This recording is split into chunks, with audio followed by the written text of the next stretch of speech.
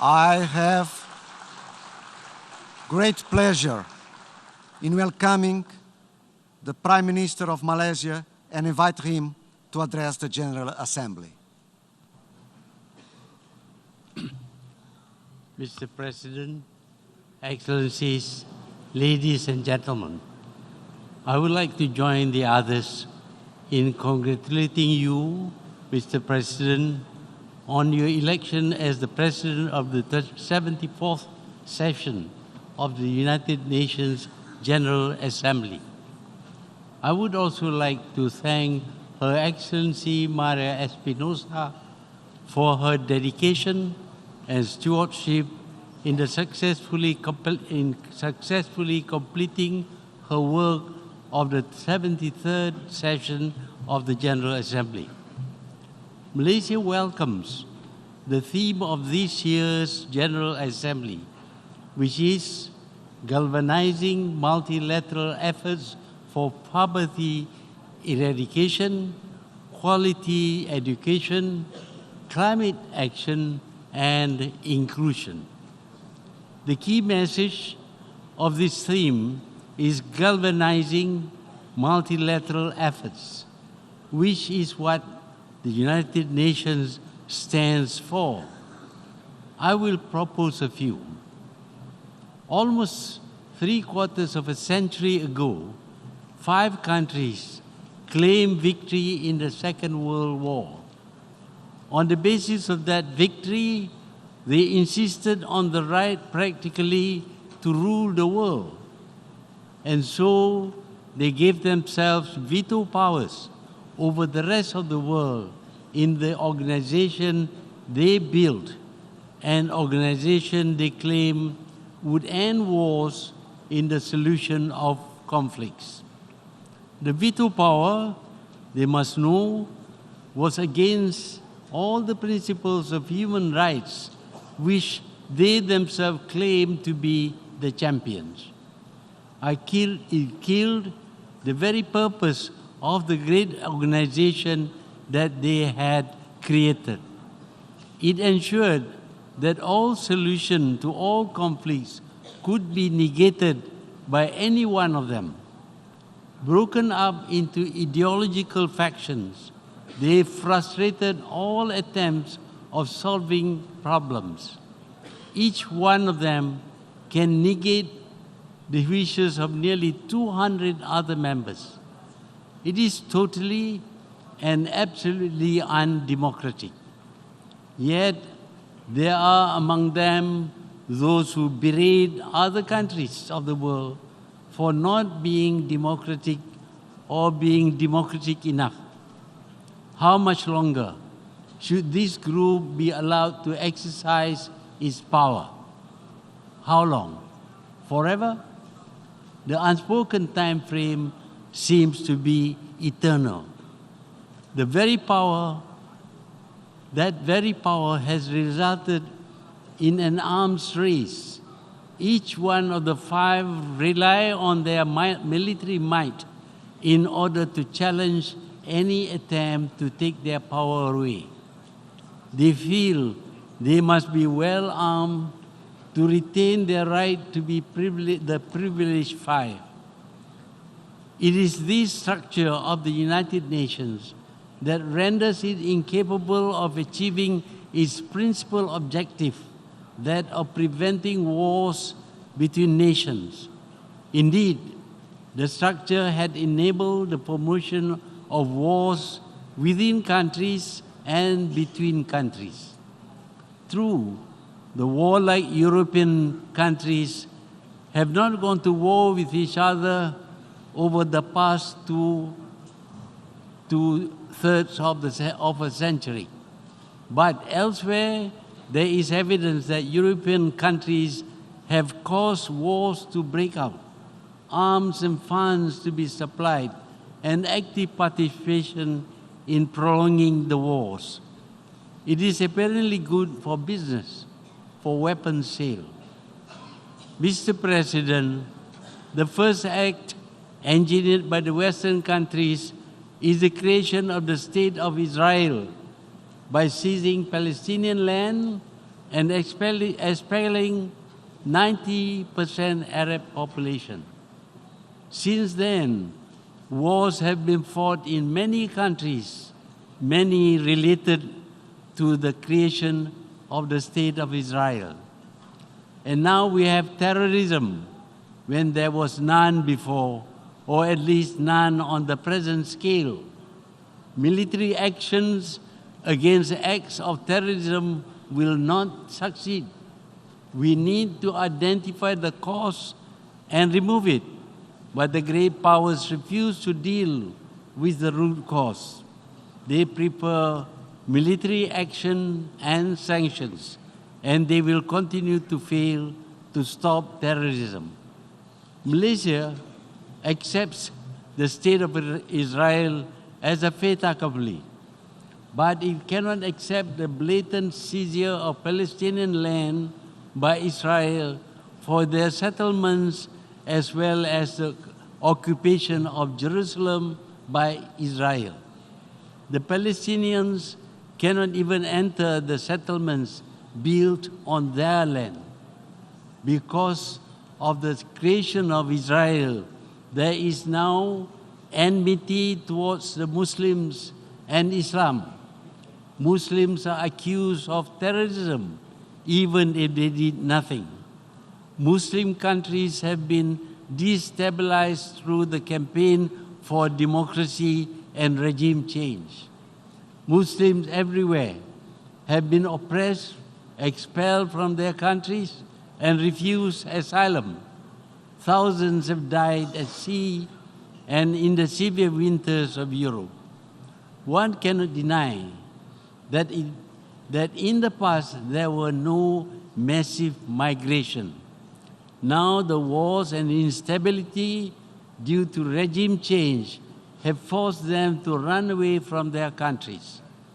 I will admit that democracy is a better form of government than dictatorship, but democracy is not the easiest form of government to operate.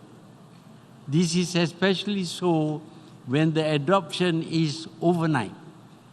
Time should be allowed for a gradual change to democracy. Indeed, the very countries which promote democracy became democratic over a period of decades, if not centuries. The result of overnight switch to democracy is destabilization and civil wars, reducing some into governmentless wilderness. And some, of course, have reverted to authoritarian regimes worse than the one that was displaced. Unable to suffer from wars and violence, their people have to migrate. The great democrats talk incessantly about the rule of law, but they are selective. France may break any law and get away scot-free. Thus, Israel can break all the international laws and norms of the world, and it will continue to be supported and defended. The unfriendly countries can do nothing right. There is no justice in this world. Mr. President, I must again refer to the fate of the Rohingyas in Myanmar. Many colonies of the West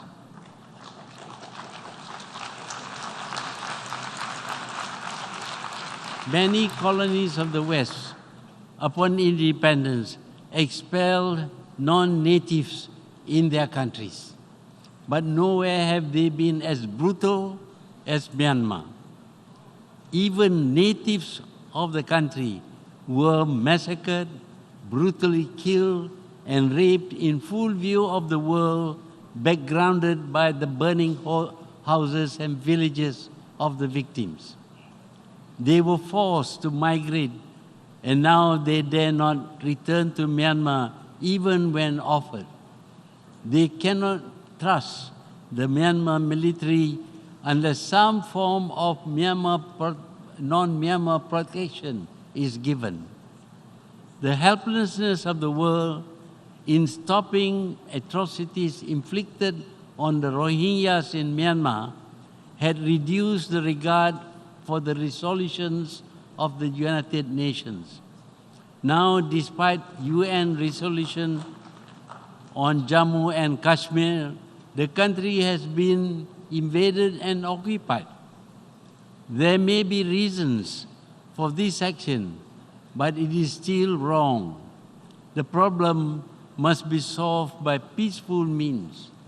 India should work with Pakistan to resolve this problem. Ignoring the UN would lead to other forms of disregard for the United Nations and the rule of law. Mr. President, all the countries of the world wish to prosper, to grow their economies. During their colonial days, their wealth had been exploited to enrich their colonial masters. They cannot expect much from their former colonial masters, but they do expect to be allowed to develop their own countries themselves, but they are hampered from doing so. There is much talk about free trade, but all the time new regulations are being introduced which are detrimental to the development of poor countries. This is because proposals on rules and regulations are made by the rich, often secretly. The poor are practically forced to accept them. One example is the Trans-Pacific Partnership. It was cooked up in Washington with inputs from big business. In the agreement, governments of small countries could be forced to compensate the big foreign companies with huge sums of money should their decision affect the profitability of the big companies, including future profits. Fortunately, now the powerful country which prepared these agreements has rejected it. With the exclusion of this country, the agreement has become more palatable. But the agreement still laid down conditions for trade, which negates free trade. We are told that we must remove duties on imports or reduce it so that foreign products can knock out our infant industries. We are reduced to exporting only raw material. How do we industrialize and create jobs for our people? A classic case of the denial of free trade is the ban on the import of palm oil proposed by the European countries. Unable to sustain the competitiveness of their own edible oils, a campaign is mounted to ban palm oil. It is said that palm oil is poisonous to health, destroys the habitat of long-nosed monkeys, reduces carbon dioxide absorption, etc. Products of Europe are labeled palm oil free to show their dislike or their ban on palm oil. Malaysia produces palm oil. Many poor countries also produce palm oil. Malaysia will not clear more forests for palm oil plantation. We are as concerned about our environment as the Europeans. At the Rio Earth Summit in 1992, Malaysia pledged to maintain at least 50% of our land mass under forest cover. We have made good our pledge and even better. Our forest cover is currently at 55.3%, exceeding our Rio pledge. Palm oil is still a big contributor to our economy. There is no evidence that it is poisonous. Millions have taken palm oil and have not fallen ill because of taking of palm oil. We appeal to the good sense of the rich, not to impoverish us, not to deprive hundreds of thousands of our workers from earning a living. You will be doing a good deed by consuming palm oil. Mr. President, in keeping with the objectives of the United Nations, Malaysia had launched a campaign to criminalize war. It is ridiculous to hang a murderer for killing one person, but to glorify the people who are responsible for the death of millions of people. Modern wars are total in every way. Not only will combatants be killed, but innocent people, the children, the sick, and the incapacitated are also killed and wounded. Whole countries are devastated and trillions of dollars lost. In the end, both the victors and the losers suffer. We consider ourselves civilized, but we are still very primitive, since we accept killing people as a way to settle disputes between nations or within nations. There are other ways of settling disputes. We can negotiate or submit to arbitration by third parties, or we can resort to the courts of law, the World Court, the International Court of Justice, for example. Malaysia does not just talk about this, we do.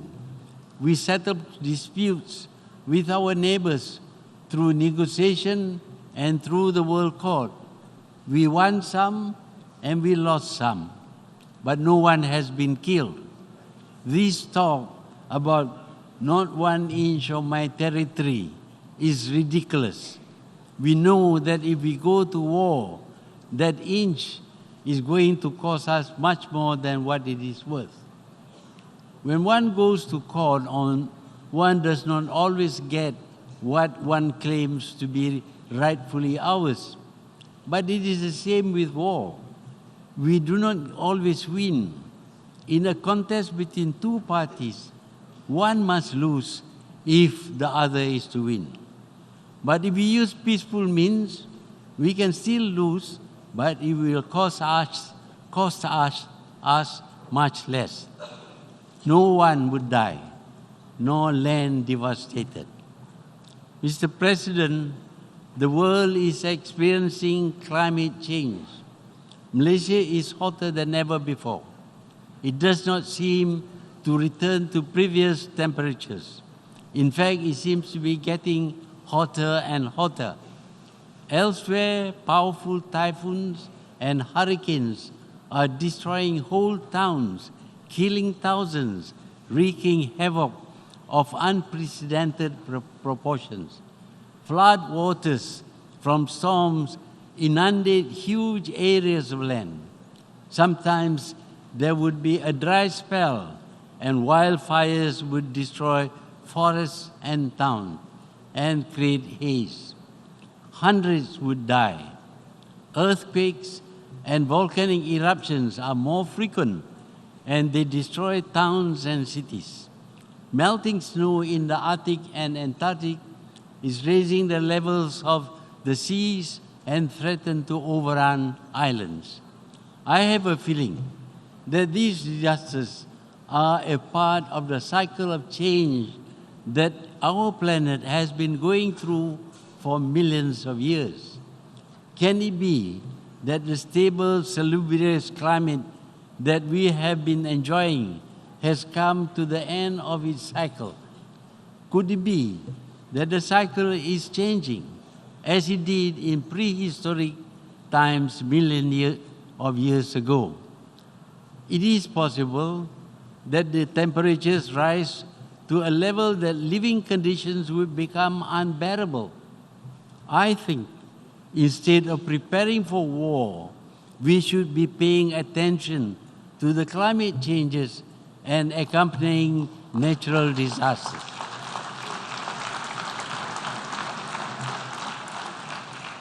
We should be preparing to combat climate change to bring back the normal environment we had been used to over the last thousands of years. We should be preparing ourselves for major earthquakes, typhoons and hurricanes, floods and landslides, etc. We should learn how to mitigate these natural disasters. We should be constructing shelters, make rain, and grow food without sunlight, evacuate the seasides, etc. We should have teams of well-equipped and trained disaster experts ready to rush to disaster areas. Every disaster is a world disaster. All these natural disasters may not happen, of course, but we cannot rely on that. We are wasting our money preparing for wars, inventing more new destructive weapons, when all of us may be wiped out by natural disasters as the planet goes through its next cycle. We, the human creatures, are clever. We can still survive the next cycle if we set our researchers to come up with defenses against catastrophes. If we reduce our budget for killing people, we will have the funds for research and preparation. Mr. President, Malaysia is a middle-income country. It depends on trade to grow. Naturally, our markets are the rich countries. Now the rich want us to balance the trade, to buy more of their goods, to correct the imbalance. To do this, we will have to spend the money we earn from trade to import the goods of the rich.